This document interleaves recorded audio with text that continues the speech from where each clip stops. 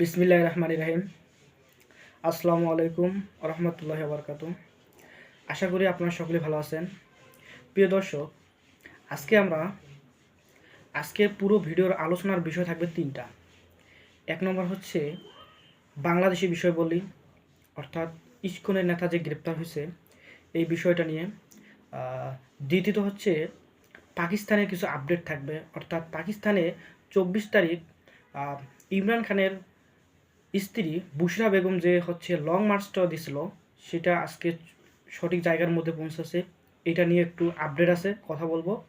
আর 3 নম্বর যে টপিকটা হচ্ছে সেটা হচ্ছে ইসরায়েলকে নিয়ে, অর্থাৎ মধ্যপ্রাচ্যের মধ্যে যে যুদ্ধগুলো চলতেছে এটা নিয়ে ইসরায়েল যুদ্ধবিরতির জন্য পশ্চিমাদের দ্বার প্রান্তে দাঁড়িয়ে আছে, এইটা নিয়ে একটু আলোচনা করব। তাহলে প্রথমে আমরা আসি বাংলাদেশের বিষয় বলে নিয়ে।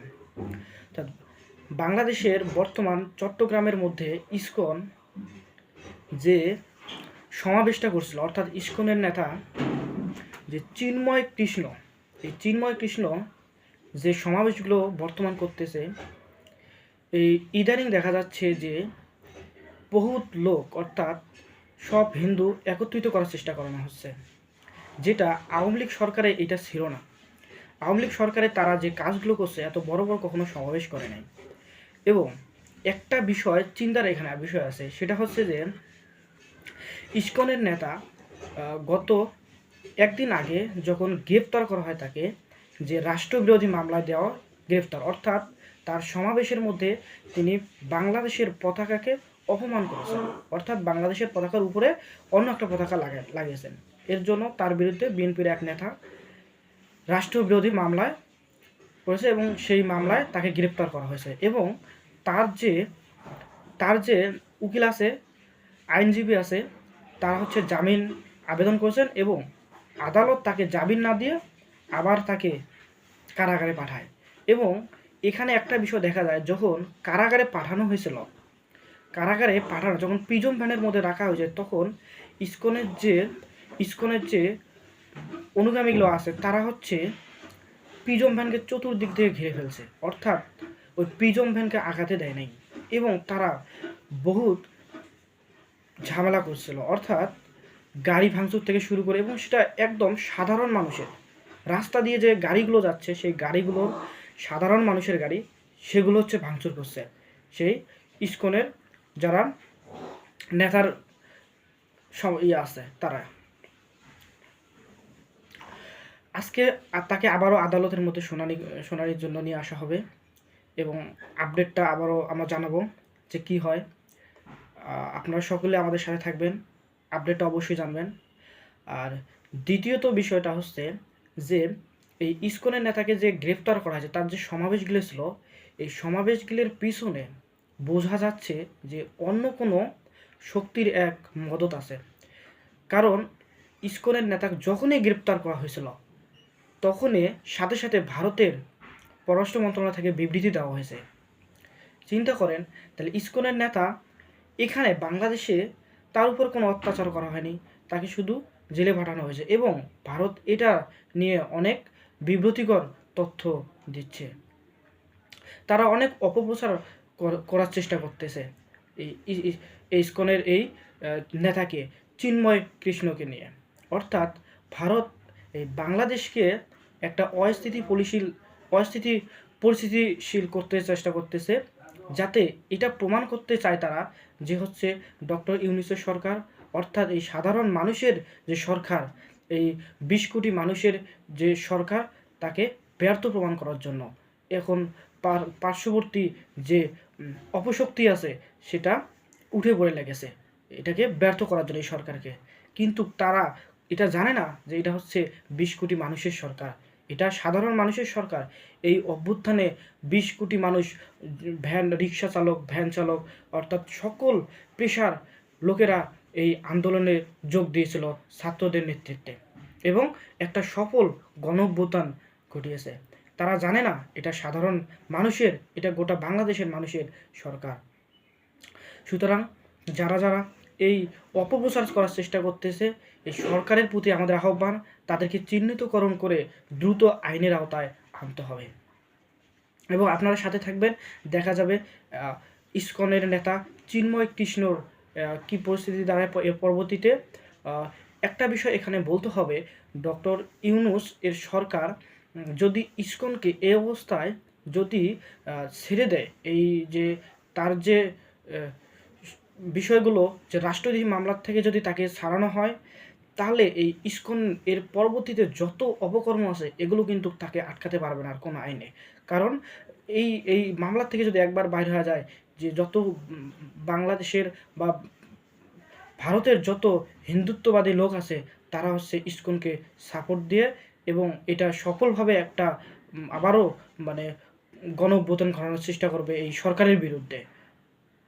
সুতরাং আমাদের ছাত্র সমাজকে জাগতে হবে, ছাত্র সমাজকে ঐক্যবদ্ধ হতে হবে, এই সকল প্রকার অপপ্রচারের বিরুদ্ধে এই ছাত্র সমাজকে জেগে উঠতে হবে। প্রিয় দর্শক, আজকে আমরা আবার দ্বিতীয় যে টপিকটা আছে পাকিস্তান, আমরা সেই পাকিস্তানের বিষয়টা নিয়ে একটু কথা বলবো। প্রিয় দর্শক, আপনারা জানেন যে পাকিস্তানের যে প্রধানমন্ত্রী ইমরান খান, তাকে গ্রেফতার করা হয়েছিল অনেক আগে এবং এই গ্রেফতারের পর তাকে জেলের মধ্যে নানা রকম অত্যাচার করা হয়েছে এবং তার স্ত্রী বুশরা বেগমকেও জেলের মধ্যে নেওয়া হয়েছিল গ্রেফতার করে এবং সেখানে নানা রকম অত্যাচার করা হয়েছে, এমনকি বুশরা বেগমকে হারফিকও খাওয়া হয়েছে, এরকম কোনো তথ্য উঠে এসেছিল। কিন্তু তারপরে বুশরা বেগমকে ছাড়ানো হলেও ইমরান খানকে কিন্তু এখনও ছাড়ে নাই। আর পাকিস্তানের সরকার পুরো মানে ইমরানের বিরুদ্ধে উঠে পড়ে লেগেছে। শুধু সরকার নয়, ওই দেশের সকল বাহিনী ইমরানের বিরুদ্ধে উঠে পড়ে লেগেছে। আর এই বাধাকে উপেক্ষা করে বুশরা বেগম 24 তারিখে যে লং মার্চটা দিছিল ইসলামাবাদে, এই এই এই লং মার্চটা সফল করার জন্য গোটা পাকিস্তানের জনগণ রাজপথে নেমে এসেছে। গোটা পাকিস্তানের জনগণ রাজপথে নেমে এসেছে এবং এই সরকার এই লং মার্চকে ব্যর্থ করার জন্য যত প্রকার বাধা দেওয়ার প্রয়োজন তত প্রকার বাধা দেওয়া হচ্ছে। এমনকি গতকালকে দেখলাম যে হচ্ছে এই এই সরকার অর্থাৎ পাকিস্তান সরকার এই লং মার্চটা বাধা দেওয়ার জন্য কি করছে, গুলি পর্যন্ত করা হয়েছে, রাবার বুলেট পর্যন্ত মারা হয়েছে। সেখানে অনেক সাধারণ মানুষ আহত হয়েছে এবং পুলিশ সাধারণ মানুষের আক্রমণে পুলিশও 10 জন পুলিশ নিহত হয়েছে। সুতরাং এই বিষয়গুলো গতকাল পর্যন্ত সকল প্রকার বাধা দেওয়ার চেষ্টা করেছিল এবং সেনাবাহিনী নামানো হয়েছে। 144 ধারা জারি করা হয়েছিল পাকিস্তানের ইসলামাবাদের মধ্যে, যদি কেউকে পায় সরাসরি গুলি পর্যন্ত করার নির্দেশ দেওয়া হয়েছিল। কিন্তু এখানে একটা মজার বিষয় আছে, সেটা হচ্ছে পাকিস্তান যে সেনাবাহিনী আছে, সেই বাংলাদেশের যে 5ই আগস্ট সেনাবাহিনীর যে ভূমিকা পালন করছে, সেমভাবে পাকিস্তান সেনাবাহিনীও কালকে এই একই ভূমিকা পালন করছে। অর্থাৎ বাংলাদেশের 5ই আগস্ট সেনাবাহিনী একটা ভূমিকা পালন করছে। তারা রাজপথে যখন সকল পেশার মানুষ ছাত্রদের নেতৃত্বে রাজপথে নেমে এসেছিল, তখন হচ্ছে সেনাবাহিনী তাদেরকে মুসাফা করেছে, অর্থাৎ তাদেরকে এক প্রকার স্বাগত জানিয়েছে। বিষয়টা হচ্ছে এরকম, অর্থাৎ তাদের উপর কোনো গুলি বর্ষণ করে নাই, তাদেরকে সুন্দরভাবে হচ্ছে কোলাকুলি করছে, আমরা দেখছিলাম হ্যান্ডশেক করছিল। সেমভাবেও পাকিস্তানের মধ্যেও হচ্ছে একই পর্যায়ে ওই পাকিস্তানের যে সেনাবাহিনী আছে, তারা ওই সাধারণ মানুষকে অর্থাৎ লং মার্চকে বাধা দেওয়ার জন্য যে কন্টেইনারগুলো দেওয়া হয়েছিল উপরে করে, সেই কন্টেইনারগুলো যখন উপেক্ষা করে যখন সাধারণ মানুষ ওঠার চেষ্টা করছে, পাকিস্তানের যে যে সেনাবাহিনী আছে তারা হচ্ছে তাদেরকে তুলে দেখা যাচ্ছে হাত দিয়ে তুলে দিলে সেই কন্টেইনারগুলো পার করে দিচ্ছে এবং সেলফি তুলতেছে সুন্দর করে। সুতরাং পাকিস্তানের সেনাবাহিনীও এখানে প্রমাণ করে দিল তারা সাধারণ মানুষের বিরুদ্ধে নয়, তারা দেশপ্রেমিক। শুধুমাত্র পাকিস্তানের সেনাবাহিনীর উচ্চ ক্ষমতায় 2-1 ব্যক্তি আছে যারা এই পুরো সেনাবাহিনীর বিরুদ্ধে কাজ করতেছে। সুতরাং আমরা আরও আপডেট জানাবো আপনারা হচ্ছে। সুতরাং আরও একটা বিষয় আছে, এই পুরো নেতৃত্ব দিচ্ছেন হচ্ছে এই লং মার্চের নেতৃত্ব দিচ্ছেন পাকিস্তান ইমরান খানের স্ত্রী বুশরা বেগম এবং আলী আমিন গান্ডাপুরি। উনি হচ্ছেন খাইবার পাখতুনখোয়ার চিফ মিনিস্টার। পুরো এই 2 ব্যক্তির নেতৃত্বে পুরো পাকিস্তানের সাধারণ মানুষ রাজপথে নেমে এসেছে ইমরান খানকে জেল থেকে মুক্ত করার জন্য। এমনকি বুশরা বেগম বলেছে যে আমাদের জীবন দিতে হয়, আমরা রাজপথে জীবন দেবো, তবুও আমরা এই খান সাহেবকে বাইর না করে রাজপথ আমরা ছাড়বো না। দেখা যাক সামনের কি পরিস্থিতি হয়। আপনারা সাথে থাকবেন আমাদের পাশে, অবশ্যই আমরা আপডেট জানাবো। 3 নম্বর যে বিষয়টা হচ্ছে সেটা হচ্ছে মধ্যপ্রাচ্য।